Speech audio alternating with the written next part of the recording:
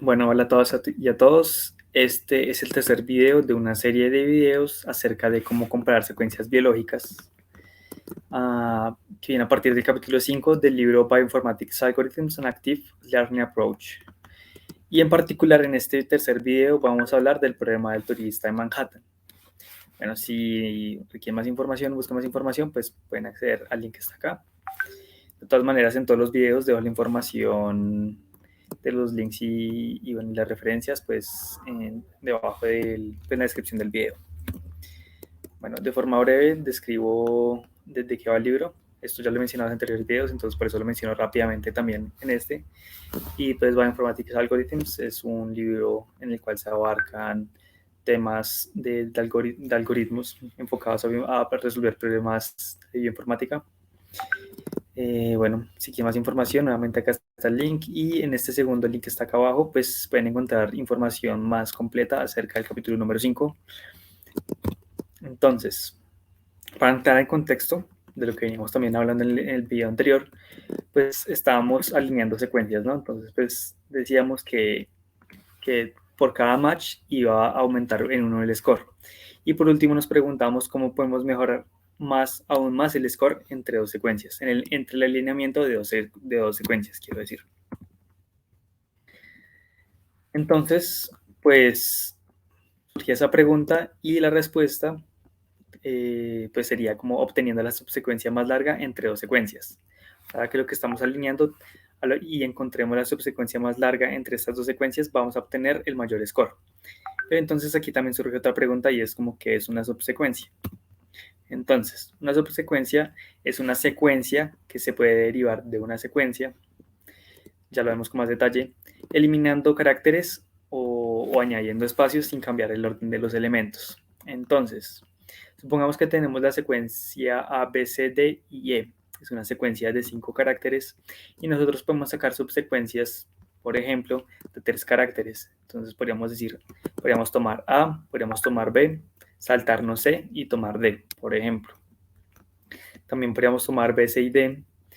O también, mentiras, no, pero no podríamos tomar D, E y C. ¿Por qué? Porque si tomamos D, luego E y por último C, estaríamos rompiendo con el orden de la secuencia. Entonces necesariamente tenemos que apegarnos al orden de la secuencia. Ahora bien, pues en este caso, en una subsecuencia de 5 en una secuencia de 5 podemos obtener subsecuencias de 2, de 3, incluso de 4. Bueno, entonces, teniendo más claro que es una subsecuencia de una secuencia, ¿cómo podemos hablar de subsecuencias de dos secuencias? Y eso suena enredado, pero vamos a ver con un poco más de detenimiento. Una subsecuencia de dos secuencias es aquella que se puede derivar de dos secuencias. Entonces, supongamos que tenemos estas dos secuencias A y B y las vamos a poner en una malla comparándolas elemento por elemento. Entonces, de primerazo, podríamos ver que hay una subsecuencia común que sería A y A para los dos, para la string A y en el alineamiento básico de la string A y la string B. Entonces, si nosotros llegamos a encontrar la subsecuencia más larga entre estas dos strings, vamos a estar obteniendo el mayor score de alineamiento. Entonces, pues bueno, digamos que en primer lugar podríamos encontrar esta AA. Sin embargo, si nosotros añadimos espacios, tanto en la secuencia de arriba como en la secuencia de abajo, podemos encontrar que hay subsecuencias que pueden ser más claras. En esos podríamos encontrar A, C y A, que sería una subsecuencia de 3. Pero también, si añadimos incluso más espacios, podemos encontrar subsecuencias que son más largas todavía. En este caso sería de 4 elementos, que sería A, C, A y D.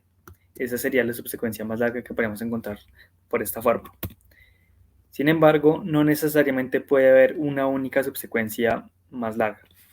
Entonces, este es el caso. Por ejemplo, en vez de alinear C, como lo estamos haciendo en el caso de acá a la derecha, podríamos alinear A, B, A y D.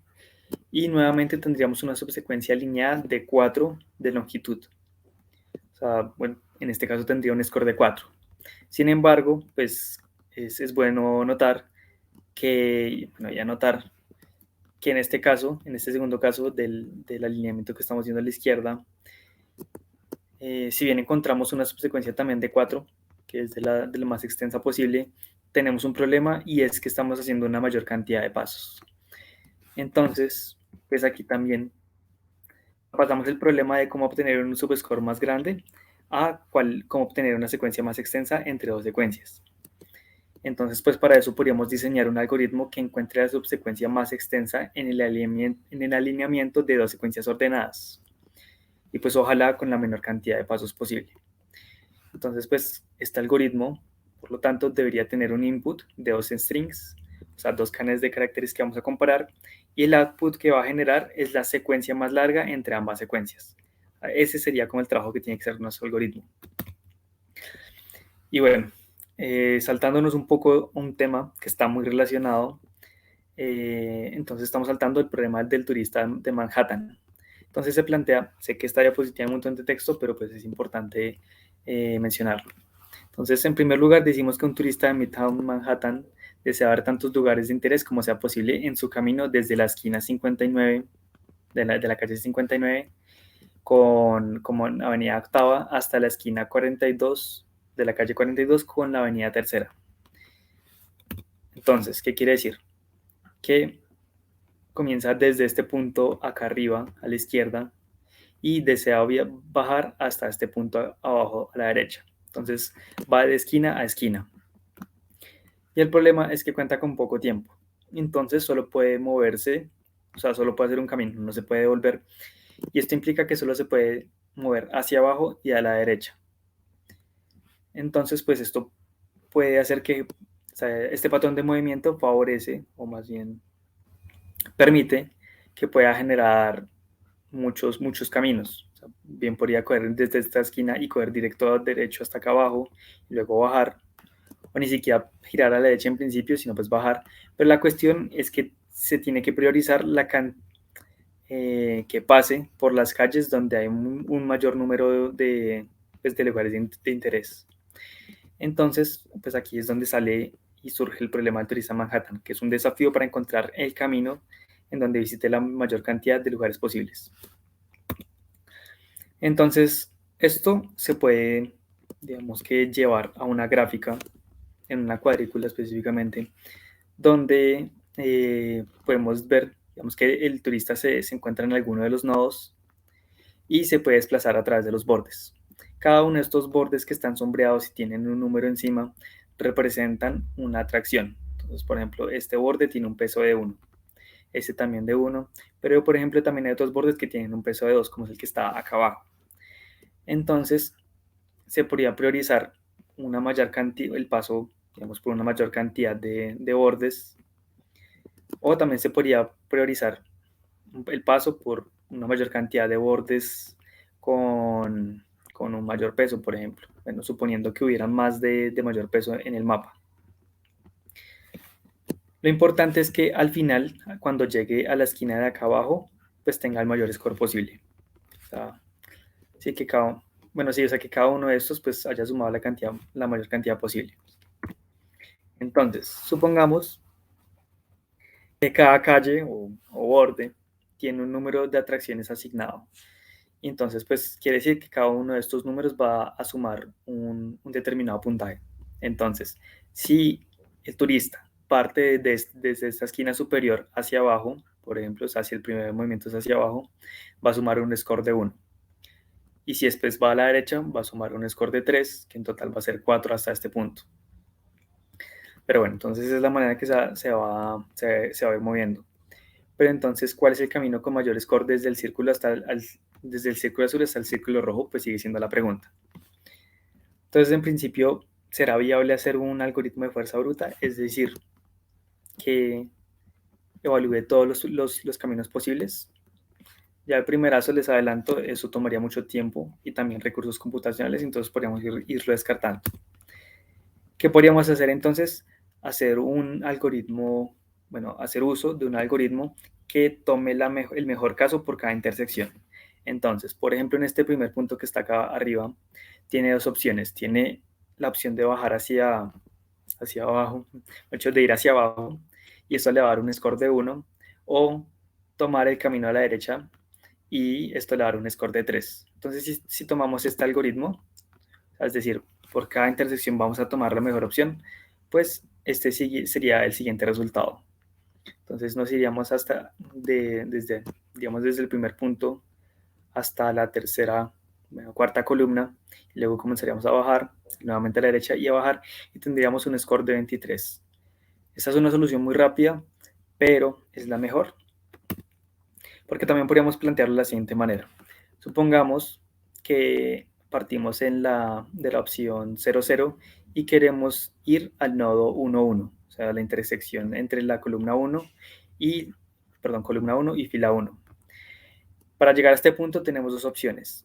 O bien podemos arrancar desde primero como yendo hacia la derecha y luego hacia abajo para sumar un total de 3, o bien podemos empezar bajando y luego a la derecha, que es un total sumaría un 4. Entonces, podríamos generar otro algoritmo en este caso, que en este caso nos diría pues que la mejor opción es primero empezar con este bajando, a pesar de que tenga un score de 1 en comparación, pues que es menor en comparación al de la derecha, pero después haber compensado con el segundo avance en el segundo movimiento que vamos a tener, que sería, pues le sumaría 3 en total, para tener un total de 4. Y si seguimos haciendo este procedimiento, pues obtendríamos el siguiente camino. Pues pasaríamos del 4 al 10, del 10 al 17, hablando en términos de score, del 17 al 20.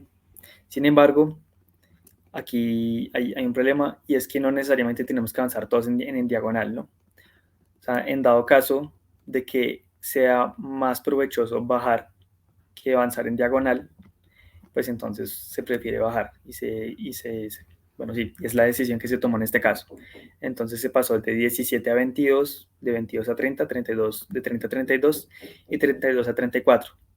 Este algoritmo pareciera ser mucho más eficaz, quizás, para, para obtener un score mayor, porque en el anterior, vamos a verlo rápidamente, teníamos un score de 23, este nos está dando un score de 34. Sin embargo, pues esta es definitivamente la mejor ruta. O sea, realmente para tener la seguridad si es la mejor ruta, pues tendríamos que conocer como todos los posibles caminos que podríamos tomar, ¿no? Entonces, bueno, vamos a hablar un poquito de los algoritmos que hemos empleado o bueno, hemos hipotetizado hasta ahora que nos pueden permitir resolver el problema del turista en Manhattan. Uno era el algoritmo de fuerza bruta, que era el que mencionamos anteriormente y era como, pues, evaluar toda la cantidad de caminos posibles. Esto resulta ser impráctico por la cantidad de caminos que es posible y esto se refiere pues que se requiere pues un gran esfuerzo computacional y pues también una cantidad de tiempo importante. Y eso que este es una malla pequeña. Si fuera una malla mucho más grande, pues incluso sería muchísimo más problemático. El crecimiento, pues bueno, o sea, sería demasiado, o sea, no escalaría de forma lineal, sino pues más bien en polinomial. Y bueno, entonces también hablamos de un algoritmo voraz que era en el que cada intersección vamos a tomar el mejor paso posible. Entonces, es una ruta heurística. Con esto se refiere a que no va a evaluar todos los casos posibles. Sin embargo, o sea, es súper rápida, entonces digamos que eso lo favorece bastante, pero igual sigue estando lejos de arrojar el mejor resultado posible, como le hemos visto en comparación al algoritmo anterior, donde pues estamos priorizando como un avance en diagonal y pues hacíamos dos comparaciones posibles en dos pasos.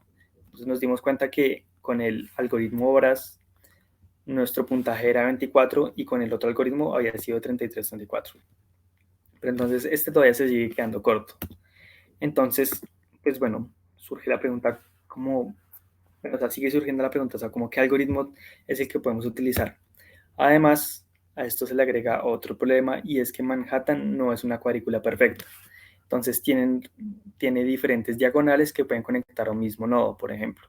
Entonces en el caso anterior teníamos que para cada nodo hay 4 conexiones, pero pues en este, por ejemplo, tiene 1, 2, 3, 4 y tiene 3 salidas.